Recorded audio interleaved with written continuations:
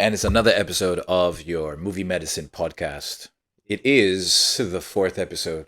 Yay. So I promised before from previous episode. Previous episode was couples that will most likely break up after the credits are done. But this time, for episode 4, it is couples that will most likely stay together long after the credits are done. And so first on my list, we have Brown Sugar. You love Brown Sugar. It's lovely, you know? They're in love with hip hop. It's great. But you see, one of the reasons I know that these guys will most likely be together long after the credits are done is because of the strong foundation that that particular relationship has. And this is obviously because they were friends first. And that friendship lingered and lasted for quite a long time. They genuinely cared about each other. I mean, things got a bit complicated after they had sex. They actually had been with other people, so they'd seen exactly how their lives would have been or their lives would be without each other. And eventually, what happens, after doing all of this messing around, they realize that their love for hip hop basically was one of the strongest bonds they have, and they ended up together. And obviously, remember the scene where our guy goes to the radio station and then says to her, I want to be more than friends. There's no way, And look, I know we might say on-screen chemistry matters. Basically, they look like they were good together on screen. But then if you check out the basis of their relationship, the strong foundation, plus the fact that they developed over the years, they became better while still remaining good friends.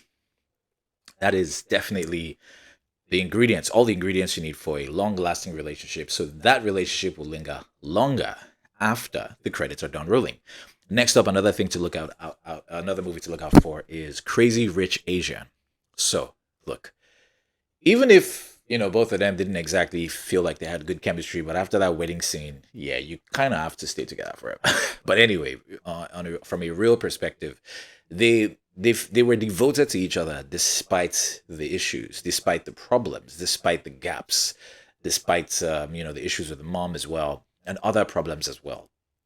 And you would realize also, look, when there's money, love is sweeter, as they say.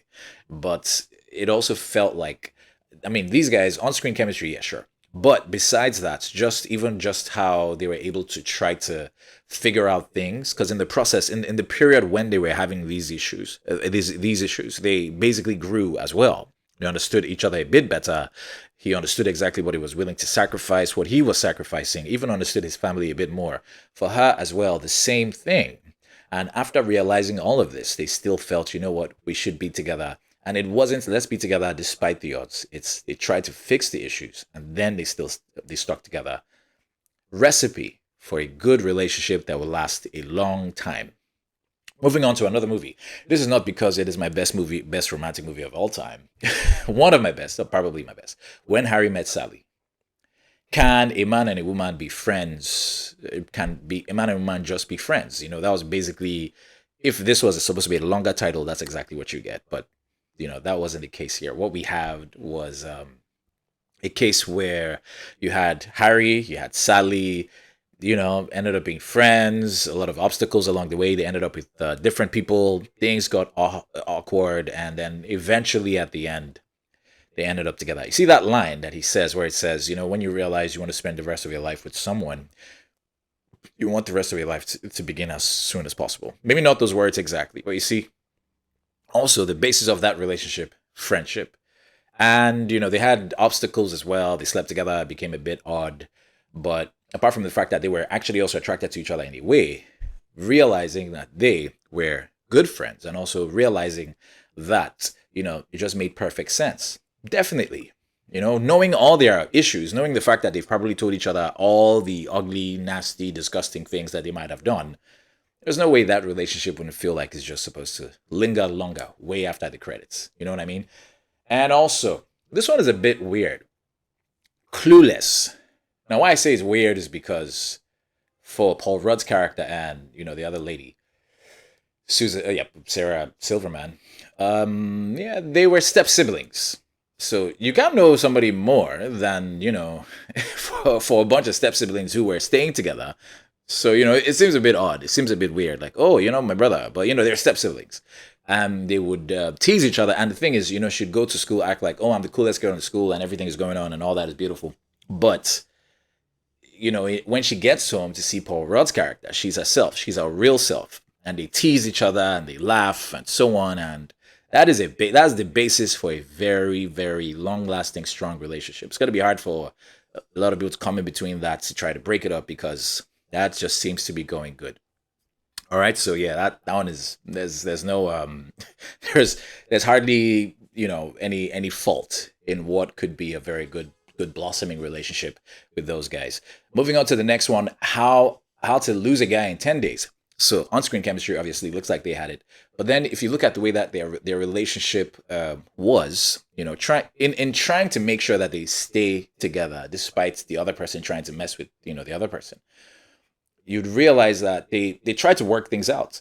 And in doing this, they were showing signs of really sincere emotional attachment. And this in itself basically would give you a strong foundation when it comes to actually just making sure that this relationship lasts. So in trying to say, okay, he does this, I'm trying to figure this out, trying to understand each other, they understood each other very well. So if it was a case where they probably weren't supposed to end up together, after trying to study him to make sure that she tries to lose him so much, when the jig is up and they eventually realize what they were both trying to do, they should be like, yo, all these things I know about you, man, good luck with whoever's trying to spend the rest of their life with you. No. They said, you know what?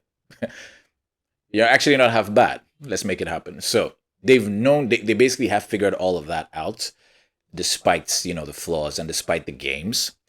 And yeah, that relationship is going to blossom. Another one that's pretty similar, The Proposal. So in The Proposal, Sandra Bullock's character and then Ryan Reynolds. Sandra needs, a green card and basically feels like, okay, let's work out something like, oh, we're married. And, Ryan Reynolds' character, obviously that's her subordinates because she's the boss, agrees to this, and, it plays out interesting. She finds out a lot about the family, realizes that she would love to be a part of this family because it just seemed like so very well put together. For Ryan, basically, it's like, you know what?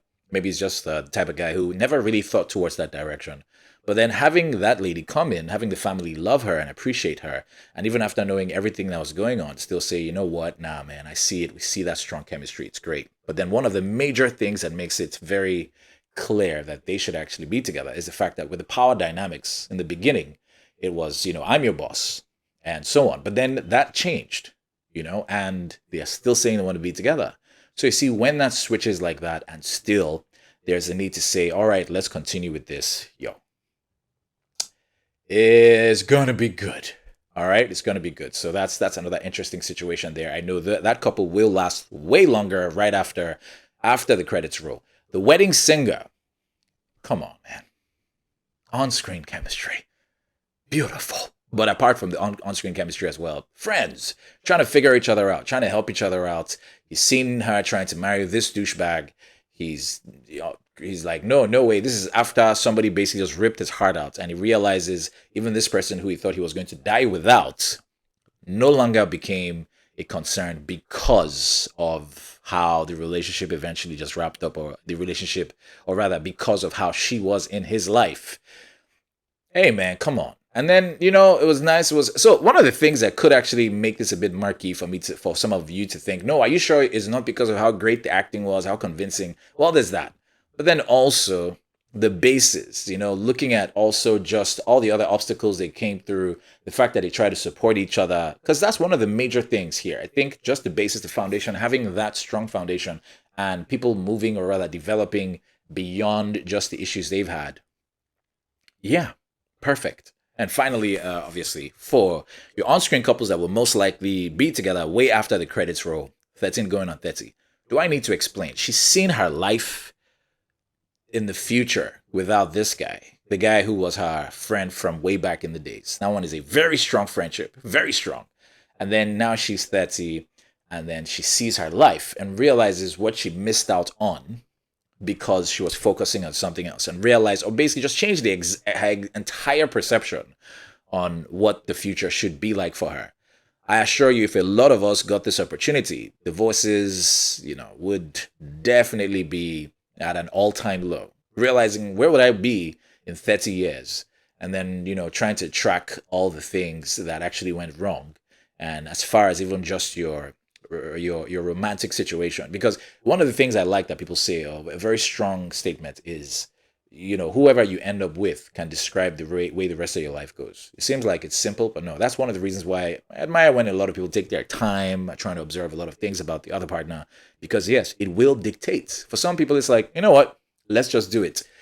And then that's the rest of your life. No matter how, oh yeah, you're going to be involved with work, you're going to do this, that person being part of your life forever, or supposedly forever, will change the course of your life. No matter how, career focused you are, no matter how, yeah, and, strange, or no matter how, you want to feel like that shouldn't really be a factor in where you're trying to go in life because you're very, I'm a career woman or I'm just a goal focused guy. Nah. So you have to make those decisions, have to make sure that decision is something that you don't play with. So yeah, and that basically does it for your movie medicine for episode 4, and of course looking at couples that will most likely be together way after the credits are done rolling.